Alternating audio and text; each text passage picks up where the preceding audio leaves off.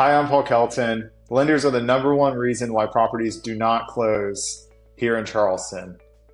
Today, I'm going to talk to you about the importance of finding a great lender.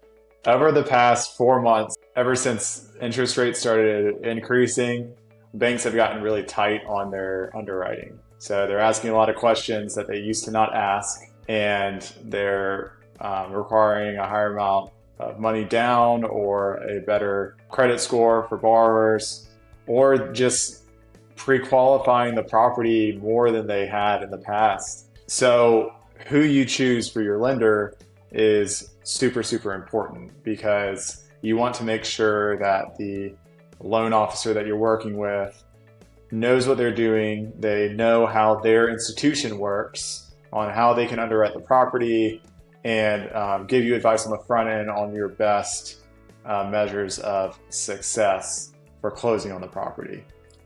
I'm trying to think how I can say it without, I don't want to put off too many people because lending sometimes gets to be a touchy subject. There's two aspects to lending in commercial real estate. The first is the person asking for the money, and that's the person who's going to be operating the property and will be owning the property, right? And then the second aspect is the property itself. So what are you going to do with the property? Are you going to change the use? Are you going to keep it the same?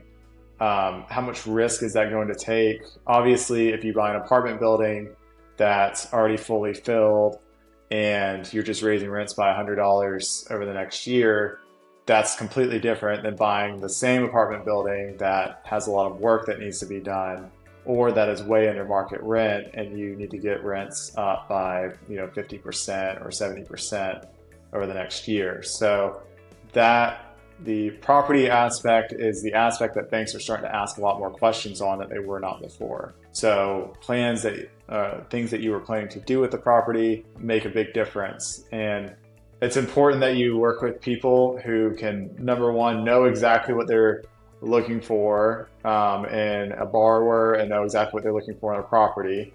So getting pre-approved faster, and then also working with people who are local and they know the market here. And they can, work things around. They know how things work in certain areas versus other areas. And they know where they like to land on. All of that is super, super important with commercial real estate, especially here in Charleston.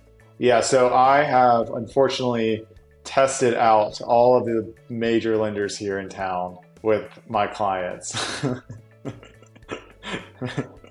I have a list of the best lenders in Charleston that can help you fulfill your real estate goals here in the city. These lenders know exactly what they're looking for. They will pre-approve you faster. They will be seamless with the transaction. We will be able to close faster. And ultimately, after closing, they will work with you to make sure everything is going according to plan. Maybe we could say ultimately the lender is a part of your team.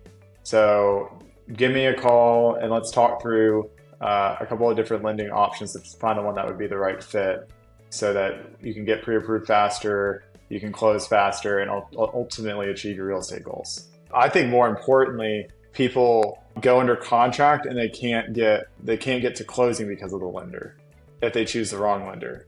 Yeah, what's been happening a lot is we'll get under contract and the challenges that the lender said that were not a problem, or maybe there's some surprises about the property itself, will come up and they will say, unfortunately, we cannot lend on this property. That has happened to me at least 5 times within the last 4 months.